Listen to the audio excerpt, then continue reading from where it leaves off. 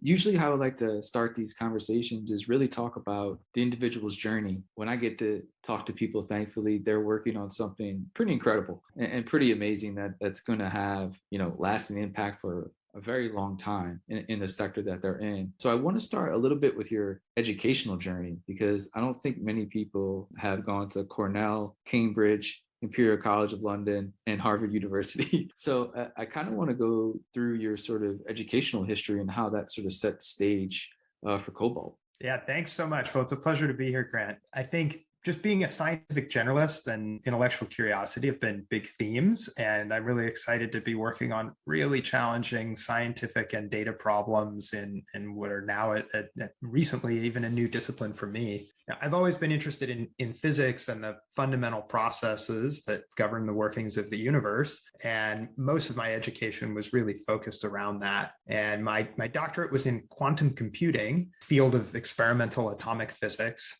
and trying to adapt a system that's used for really exquisitely precise measurements and repurpose it for quantum computing and storing quantum information. And when I say exquisitely precise, I mean that my colleagues in my laboratory published a measurement of the fundamental magnetic properties of the electron to the 13th decimal place. And there's all kinds of interesting reasons we can talk about in another conversation for why one would do that.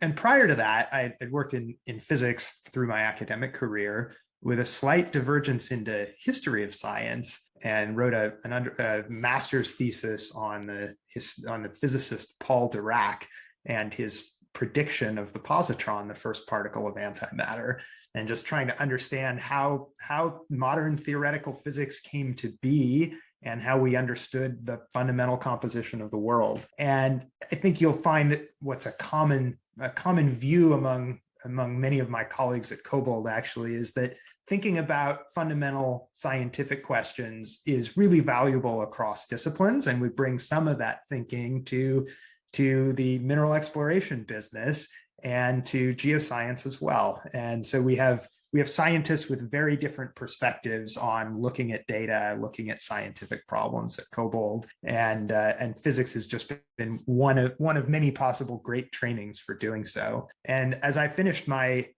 graduate studies in physics, I was working on really fundamental questions, and quantum computing is a really challenging problem, and obviously one that's gotten a lot of attention recently, but still one that is many years of technology development are going to be required to use quantum computers for practical computations. The promise is incredible, but it's a really long-term problem. And most scientists work on it because they're interested in the scientific questions. They're interested in ultimately building these devices that will take many years to work. And I was interested in using science and technology on a shorter time scale. And I was really just motivated by the fact that climate change is such an urgent problem and requires people of many disciplines to work on many facets of that problem. And I wanted to pursue something at the intersection of science and technology and ultimately geopolitics and urgent social problems. Yeah, it's an entirely, I think, different world for most of us that maybe don't know how things work, right, on a day, or how things get to where they are. And what's interesting about the world today is that everything moves very, very fast as far as products being built and sort of the innovation from one phone to the next, from one car. We had Tesla, now we have a dozen electric car companies, probably a dozen more will SPAC next year or something like that, right? I mean, there's so much innovation within the EV space and even the phone space, right, and mobile devices and all these electric devices. But the big thing they need is batteries, right? And we have to get those from somewhere. Talk about at a real foundational level what KoBold does and maybe why it can be very effective for the new world that we're approaching. Absolutely. You're exactly right, Grant, that batteries underpin many of the devices that are important to modern life and will be over the coming decades as well. And of course, that includes mobile devices, laptop computers, phones, tablets, and increasingly electric vehicles, which have something like 1,000 times as much metal in the battery compared to a mobile phone. Wow. And we obviously, one really important factor for avoiding the catastrophic impacts of climate change is electrifying personal transportation. It's not enough, but if we can't do that, then many of the other levers we need to pull to reduce carbon emissions are much harder than that. So electrifying the vehicle fleet is one critical component. And in order to do that, we're going to need a lot of raw materials to actually manufacture these vehicles. And just to put some numbers around that, to electrify the entire light-duty vehicle fleet worldwide by mid-century, it requires all of the world's resources of copper, cobalt, nickel, and lithium, and an additional $5 trillion worth of those materials. And that is accounting for the fact that we also use nickel and copper for other things besides electric vehicles. We're going to continue to need different steel alloys. We're going to continue to need power lines and all sorts of other uses for these metals. An incremental $5 trillion worth of these resources. We actually have to go find them. And that's a really hard technical problem. We're talking about ore deposits that, we're talking about unusual anomalies of these concentrations of metals in the Earth's crust. You've got cobalt and nickel and copper in the dirt in your garden, but at very low concentrations, a handful of parts per million. You can't mine that. You can't economically turn that into batteries. You have to find the places where nature has done the concentrating already. And you have to be able to detect those with data that you can go out and collect. And the fundamental principle here is that the easy deposits have been found. And humanity's been walking the earth and noticing unusually colored rocks for hundreds and thousands of years. Copper is an example. Copper sulfide minerals, when they're exposed to surface waters and air, they weather to malachite, which is this beautiful blue mineral. And humans have noticed that for thousands of years and have figured out ways to process those copper oxides and turn them into copper metal and start to make tools out of them. These things have been happening for a very long time. And those are the ore deposits where the concentration of metals, the metal ores, are exposed at the surface. And by now, humanity's found all of those. And so what we're looking for today are ore deposits that are covered. They're concealed not just by soils, but by other layers of rock. And you have to be able to see through those deeper into the crust to be able to detect the ore deposits that are going to provide all these raw materials that we need. And that's a really challenging technical problem. And we need to be able to find them. We need to be able to ultimately make money by finding and mining those resources. And we have to continue to do so in a responsible way, because we don't want to trade the problems of carbon emission for other problems associated with natural resource development. And there are pretty significant trade-offs involved, and it's a very challenging problem, and that's what we're here to tackle. Can you talk a little bit about why sort of cobalt is different, right? What is going to be different about how it's done now and how it's going to be done in 10 years, 20 years, 30 years, the next 50 years? Yeah, let me start by telling you what happens before you can mine something. Okay. You got to find process, it, right? You got to find it. That you have to find it. And the process of coming up with an idea and taking it all the way through to actually putting a mine into operation takes many years. And if you can do it in 5 to 7 years, you're going at breakneck speed. And in many cases, it takes 10 to 20 years to go from concept to mine, or even from discovery to mine. You have to come up with an idea of where you want to look. And then you have to go out and acquire the rights to explore. And sometimes that's as simple as staking a claim if the land is available and no one else has claimed it. And it's interesting in the United States, the way that you stake a mining claim is by going out and pounding stakes into the ground on the corners of your mining claim. This is on U.S. federal lands, Bureau of Land Management managed lands. And in some places, you can stake claims by working with a web application, but you have to secure the rights to conduct exploration on the land. And then you have to go out and collect data on the areas that you think are really interesting. And so that means geoscientists going out and collecting rock samples and sending them to the lab to assay them, mapping the rocks that they see at surface and interpreting the geology in between where they can see the rocks. It means collecting geophysical data, either on the ground or in airborne surveys, and then So interpreting. a manual process, it feels like. There are some things that are very manual. I mean, if you want to actually walk the ground and traverse the rocks and sample them, it's not a robot going out and with swinging a rock hammer. It's a geologist doing that. And there are many things about it that are automated. There's obviously a lot of data that gets collected from an airborne geophysical survey, but one has to go look at that data and do a whole bunch of processing in order to produce a data set that you can work on and make and really interpret. You collect that data and form a view of what's under the surface that you can't see from walking across the ground. Then you have to go refine your view of the subsurface and usually go collect more data based on what you've interpreted already. And then when you have enough confidence that you have a target, a place where there is likely to be ore minerals in the ground, then you go out and drill a hole. And usually that means you're actually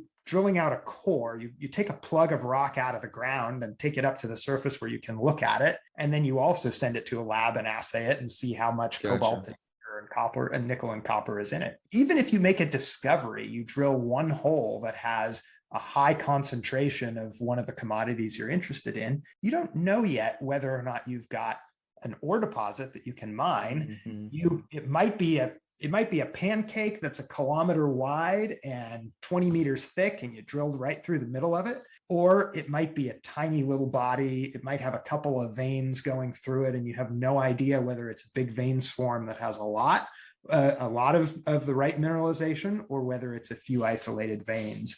And you have to drill more holes and statistically correlate them and build a probabilistic model of what's in the subsurface. And then you have to think about how you're going to get this out of the ground, how you're going to separate the metals from the ore, how you're going to get the reagents in and the products out to market, because these are often in very remote locations. There may or may not be any infrastructure anywhere nearby. And you have to do all of this while you are building and maintaining the support of the community where you operate, understanding the ecosystem where this thing is located, and putting together a good baseline study and an understanding of what environmental impacts you're going to have. And you have to do all of this in a way that manages the risk associated with the capital you're deploying and a plan to build a mine that's actually going to make a return for the investors who put the hundreds of millions or billions of dollars into building it. So all of that has to happen before you actually build a mine. And that's one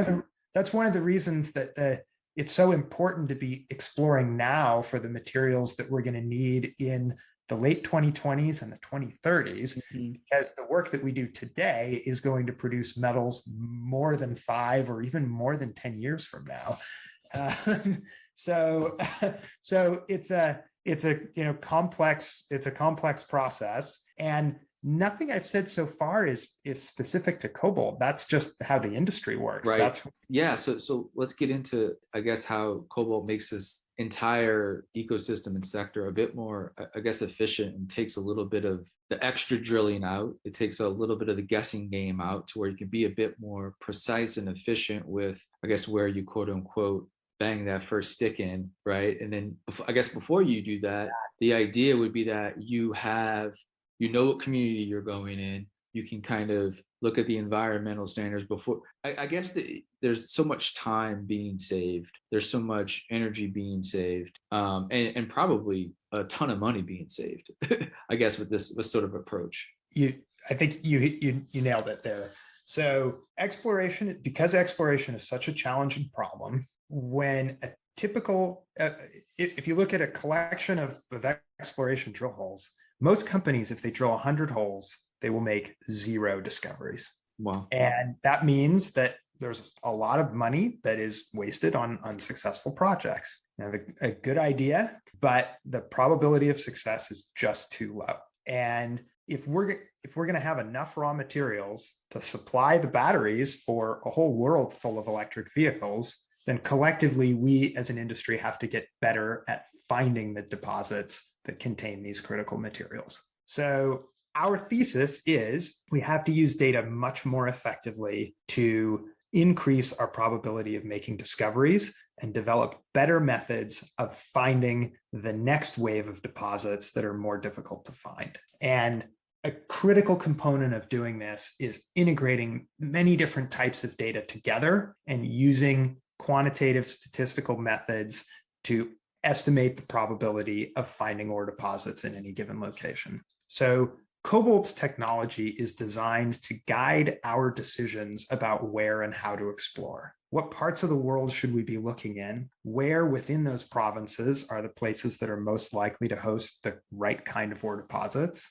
What kind of data should we be going out and collecting? Based on what we learn from that data, what's the next piece of data that we should go out and collect? Based on the rocks that we observe today, based on the signals that we collected today in our airborne geophysical survey, where should we go tomorrow? Where should the aircraft drop our geologist onto those rocks to go sample tomorrow based on what we observed yesterday? How should we change our plan based on what we learn? And then where should we drill the first hole in this prospect? Based on what we learned from this one, where should we drill the next one? And it's an entire system for integrating lots of data and applying a whole range of different analytical methods to guide each of the decisions that we make. Would this be just for above surface land, or could the technology be applied for the oceans as well? In principle, we could apply our technology to submarine exploration. We are not doing that as a company, and there's really two distinct reasons. The first one is that the environmental impacts are challenging. It's not impossible to do subsea mining, but these are ecosystems that we don't understand very well, and so we're very cautious about that. The second reason is that the economics are challenging, and our belief is that we can find ore deposits on the continents that are going to be more economic to mine than what we can find in ocean resources. Yeah, and it was a bad way to phrase the question, because I look at it as like when you create an amazing and new sort of technology, I look at the possibility of how others could sort of API it, right, or sort of license it where they can use it for something that you don't. And the fact that when we keep saying exploration, and the fact we don't know a ton about the ocean, right? Could somebody else, license the technology or something and kind of go just use the data to look to even find out more about what's beneath the ocean? Because I guess they could find something there, right? Almost just like as an exercise, not to actually mine anything, but just the exploration of like, hey, this technology is going to give us data from the ocean, maybe that we've never had before. And there might be stuff down there that we don't necessarily have to mine. We could go get it other ways or something like that. Many aspects here. So one is there certainly is exploration in the oceans, and it's primarily for oil and gas. And oil and gas exploration is very data rich as well. And the oil industry, because oil exploration has already moved to these much more difficult to find deposits. Yeah.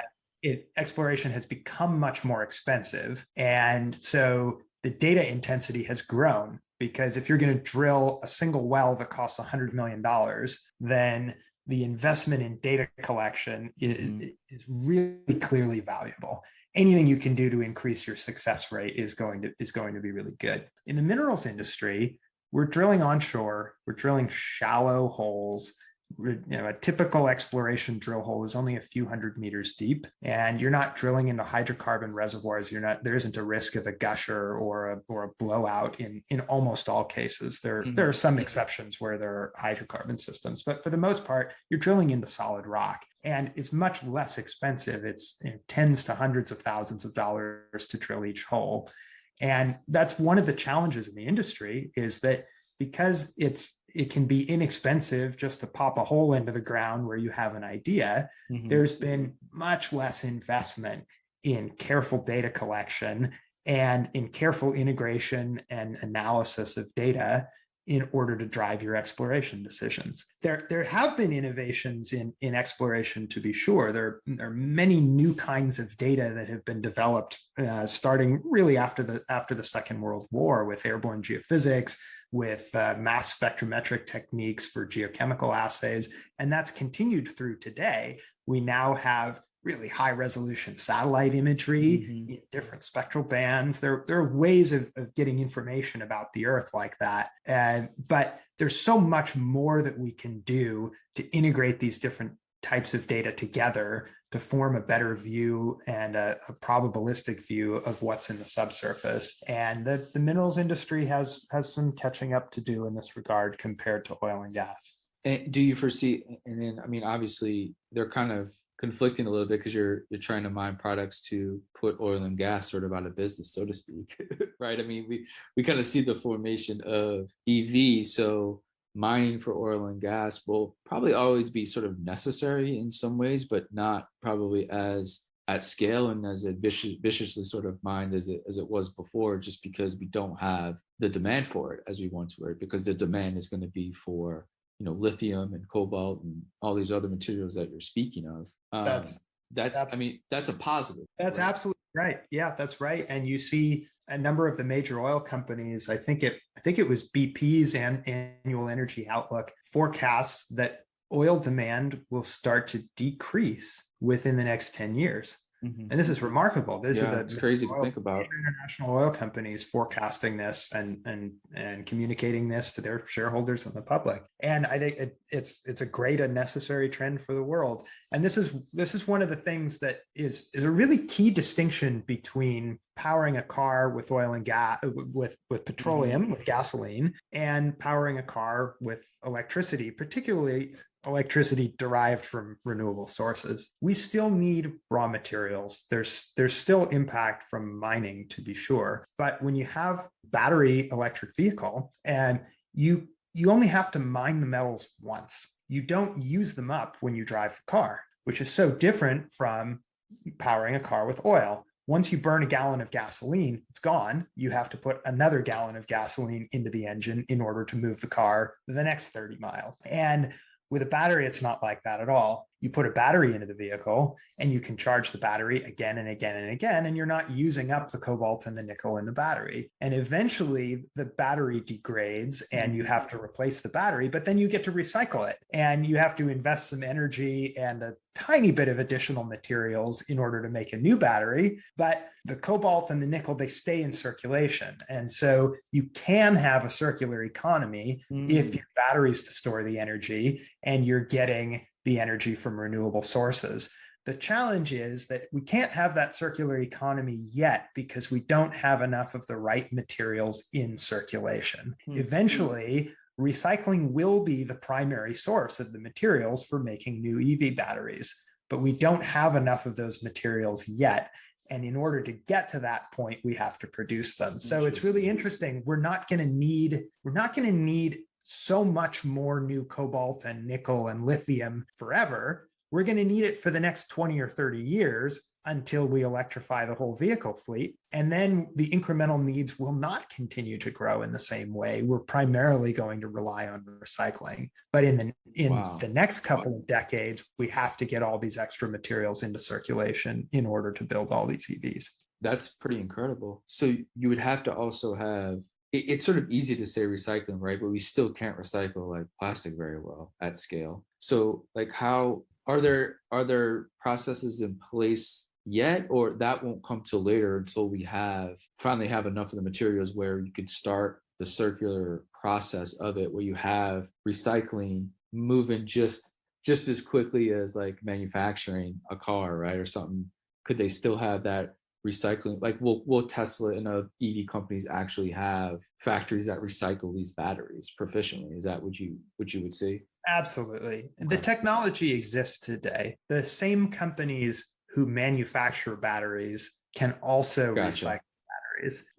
It's not the technology for recycling that's lacking, Mm, it's quantity of materials to be recycled. So gotcha. if you think about it, the main source of feedstock for recycling to make new batteries are old batteries, but there aren't very many EVs on the road yet.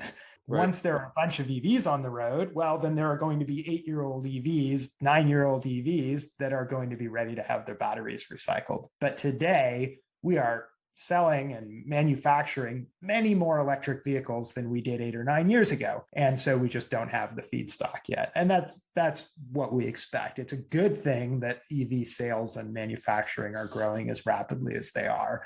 And a few, decade from now, all the EVs that were made this year, those batteries will be ready to be recycled into new ones. Interesting. That's really wild.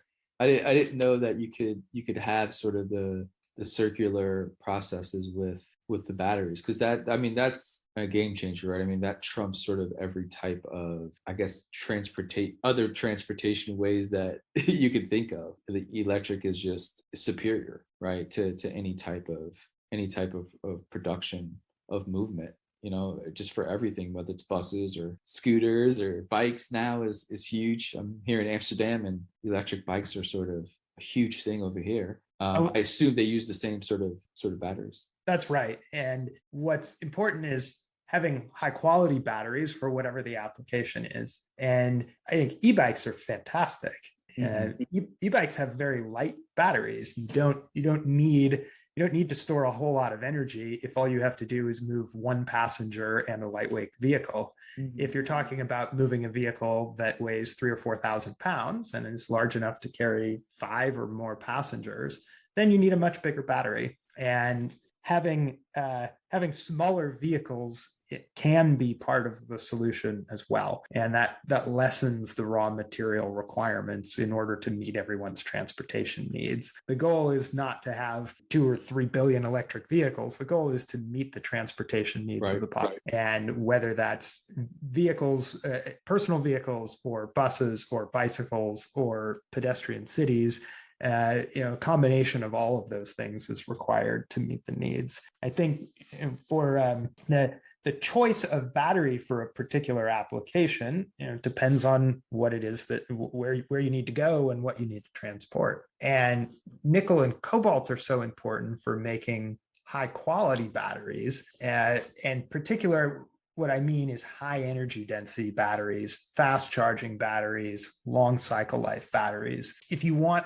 a vehicle that has a range of hundreds of miles, you either have to put in a very, very large, very, very heavy battery, or you have to put in one that has a lot of nickel and or cobalt in it so that it has high energy density. And in a lot of the world, you really do need a vehicle with those performance characteristics in order to meet customer demand. There are parts of the world in the Chinese market, some of the vehicle trips are lower. You don't necessarily have long commutes in the same way that you do in many parts of the US.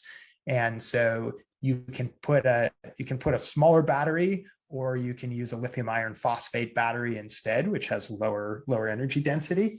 And that meets the needs of the customer, and that's great. But in much of the world, that's not the case.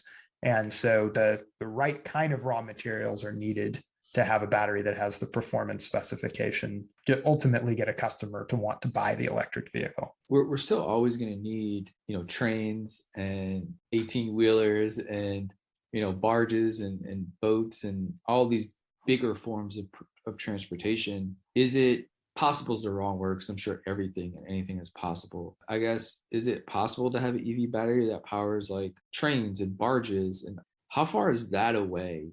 Is that just, it can be here if we just had enough materials to do it? The technology is already there to do it. We just need the actual materials. It's less of a material limitation, and again, just about the design of the energy storage system for the application. And so, trains and long haul trucks, you have to stop and charge. And so for a personal vehicle, on most days, you might drive tens of miles, and then you can plug in at your home or your office. For a longer trip, you'd like to be able to take your vehicle to go to another city or go on a road trip or something like that. But you can stop and charge. Trains, well, obviously there's a reason that we have overhead wires on many train lines so that you have access to the source of power the whole way. Long haul trucking is challenging in that regard, because you want to keep the trucks moving, and you don't want to have to stop and charge and plan accordingly. So it is possible you can put large batteries, but it might not always meet the needs depending upon the route. Fleet vehicles in cities may be better applications. Barges are even harder. Yeah. There aren't charging stations in the mid-ocean, and Except the sun, right? You'd have to find a way to power it by solar somehow. right. Yeah, but you think about the size of the solar array you need to Yeah, keep a ship geez. moving. It's very challenging. So marine transportation is harder, and it's today most ships burn bunkers, which is the sort of lower grades of petroleum that come out of the refinery, which have even a higher carbon emissions per unit energy that they burn. It's less good than gasoline, still not as bad as coal, but it also has a lot of impurities and whatnot. It's a dirty fuel, and that Yeah. is the primary fuel of the shipping industry for clear kind of performance and economic reasons. And so that is a harder challenge, to be sure. It's not impossible, but it's transitioning marine transport to low carbon fuels is a harder horizon to surmount. And I think when we talk about all the challenges with electrifying the light duty vehicle fleet and going and finding the raw materials like KoBold is doing, that's one of the easier problems that we can among the things that we need to. So it really just puts it into perspective. How long are we away before KoBold Metals and other companies in the space like actually get to their desired place? Or are we still 5 years, 10 years away from it actually, breeding sort of like results and actually having the technology work as it should? So we've made incredible strides. And already, KoBold is a young company. Yeah. We've been around for only a little more than 2 years now. And already we are using our technology to guide the exploration decisions that we make. Our view of the subsurface at the projects that we work on is different because of the machine learning models that we have applied to try to characterize the subsurface. And we're taking all of the geoscientific data from those regions. We're looking at it in different ways, and we're comparing a model that we build purely statistically from a model that a geoscientist builds by applying their interpretation of the rocks that they see. And we look at them side by side, and we try to understand the differences, and we try to build ensembles of models so that we know that we can't perfectly characterize what's in the subsurface, but we need to understand the uncertainty in our prediction. We need to quantify the uncertainty in our prediction. And the goal of our exploration program is to go collect data to reduce that uncertainty. And so we are doing that already. We are using our understanding of the uncertainty to design our data collection programs and go out and collect more samples, to go collect geophysical surveys, to constrain our interpretation of the rocks under the surface. So it is the approach is working. It's already very powerful. It's already facilitating ways of interacting with data more systematically, more statistically, and faster than the methods that were available to geoscientists and data scientists before we started working on this program. They have to be thrilled, huh? Because you can ask and answer questions more rapidly by having a data system that stores all of the different types of data and allows you to programmatically access all of that data. So it's really powerful. We're getting the first applications of that in real projects this year. And so it is still, as I said, we're still a young company. It's still early days, but what we've seen so far is very promising. Ultimately, how will you measure our performance? It's based on how many ore deposits we discover, and how can we demonstrate over a number of years that we've actually improved exploration success rates. And most of that is ahead of us, but everything that we've done so far gives me confidence that the approach is and will be very, very powerful. Two quick questions, then a final question. One would be, what's the sort of business model? Who are your customers? Is it governments? Is it companies? Or you sell direct to manufacturers? Like, what's sort of the business model? Yeah, thank you for the question. It's really it's important to clarify, and because this distinguishes KoBold from other companies. We are an exploration company, and what that means is that we actually go own the exploration licenses. Mm. We either partner with another company, or we go acquire the exploration license ourselves. And then we conduct exploration programs. Our geologists go walk the ground. Mm. We commission airborne geophysical surveys. We drill holes and make discoveries. Eventually, we'll either need to build mines ourselves or sell a majority interest to another party who becomes a mining company. And so the product that we sell is either we sell nickel or cobalt or copper from a mine, Mhm. or we sell the ore deposit in the ground to another company who wants to build a mine there. And so that's a commodity business. There's no Mhm. there's no customer adoption risk. Everyone you can but those are global commodity markets.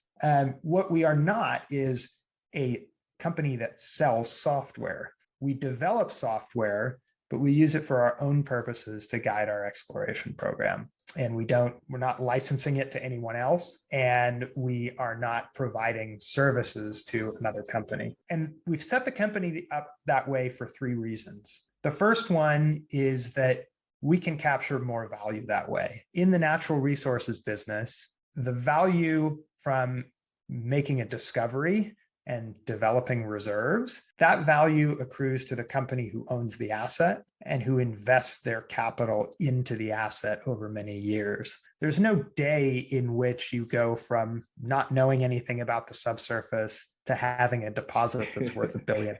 Yeah. You as you learn more about the subsurface and you characterize the ore body, you create more and more value over time. And you can see this. There are companies who own one asset that is not yet in development or in not yet in production. It's not being mined. They're just doing exploration, but they're publicly traded and you can see their value. There are also assets that are sold all the time, Yeah.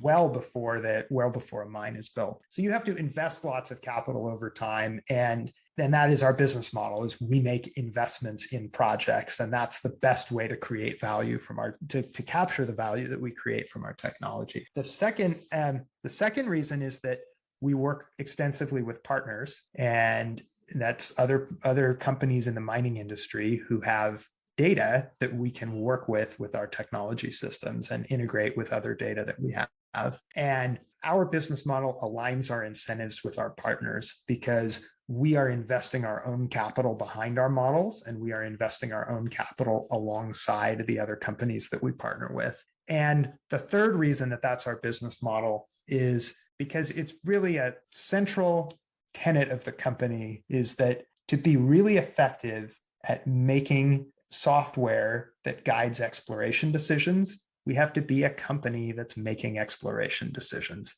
And that's really what the technology is about. We're using it to guide each decision that we make along the way to making discoveries and developing these ore deposits with the critical materials for electric vehicles. So I have one more question, then a final question. It would be around, I mean, you have some amazing investors, right? Obviously some really forward-thinking people who invest really long term, right? Mm-hmm. How was it sort of raising money and sort of pitching this idea? Was it have you raised money before? What was this process like? Because it's always a crazy dynamic trying to go raise money for an incredible idea where, it might take decades for it to, really come to fruition. It's a great question. And it's an interesting contrast even between 3 years ago and today. Yeah, it's a great point. Yeah. It was the case. Actually, there was a lot of interest in KoBold, even in the very early days before we had even a proof of concept of our technology. And we had we had a lot of interest in the company from different sectors, including people in the automotive value chain, the battery value chain, and from financial investors, Silicon Valley venture capital funds like Andreessen Horowitz, who ultimately co-led our Series A. And the real question, essentially, and that a lot of the financial investors asked, was, if your technology is great, why don't you sell software? Yeah. Sandhill Road investors are used to investing in companies that sell software. And in fact, we, as I described to you, our business model is to develop software that is core competitive advantage. But the way that we monetize it is by using it for our own purposes to guide our own exploration program. And once investors really came on to our thinking on that, they became very excited, and you can see the results of that. Today, actually, everything related to energy transition is obviously a theme that's getting a lot of attention. Mhm. Everything related to electric vehicles and the battery and the battery value chain, it's a mega trend, and it's a multi-decade trend. And so a lot of people are looking for opportunities to invest behind it. And in the exploration space, and we're at the far front end of the value chain. I think what we're doing is really different from what other companies are doing. We partner with major mining companies and smaller mining companies. We see them as partners, not as competitors. And our business model is really pretty different than what other companies in the space are doing, because we're investing significant amounts of our own capital in exploration. And so it's a really terrific position to be in. And I can just say there's a lot of excitement right now in the investor community around things related to energy transition, EVs and batteries. And it's a really privileged position to be a part of that. So last question I'll end with here is just about the future and what you're excited about, what you're optimistic about. It's been interesting to see just the transition of where business and sort of moving at a fast pace has it has contributed to sort of climate change and sort of the degradation of our environment. But now it's sort of exciting to be at a time where business can solve these problems. So what are sort of the next 3 to 5 years, look like from KoBold and your vision, and what are you optimistic about? I'm optimistic about a lot, Grant. If I look at our market outlook on EVs from just 2 or 3 years ago, the world is ahead of plan on EV development. You look at the UK, for example, which as of early 2018, they were planning to phase out internal combustion engines by 2040. And the Johnson government pulled that forward to 2035 and then again to 2030.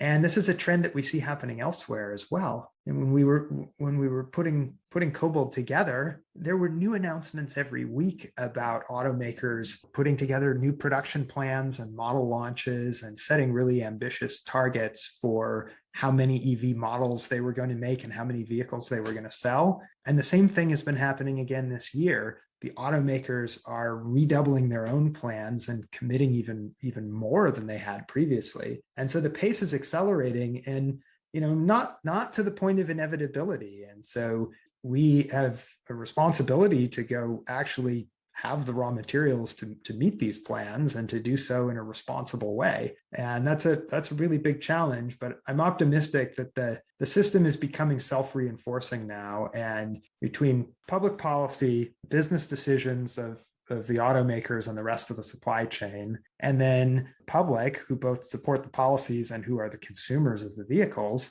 are excited about EVs and able to choose from many models, able to get an electric vehicle from their favorite manufacturer. It's a great situation. And we talked about electrifying personal transportation is only one of the many things we need to do to avoid really significant global temperature rise, but it's one that we're on track to actually succeed in doing. And I feel great about that. On the technology front, I'm just amazed at what my colleagues at KoBold have been able to do in a really short period of time. Pace of technology development has so exceeded my expectations. And we have some just amazing people with great ideas and a greater and greater set of tools to work with. And so I'm really optimistic that we're actually going to be able to meet this challenge, and that we are going to be able to find the resources that we need to make all these electric vehicles. Amazing, my man. Well, thanks so much, Josh. It was amazing conversation for me to learn. I hope the listeners can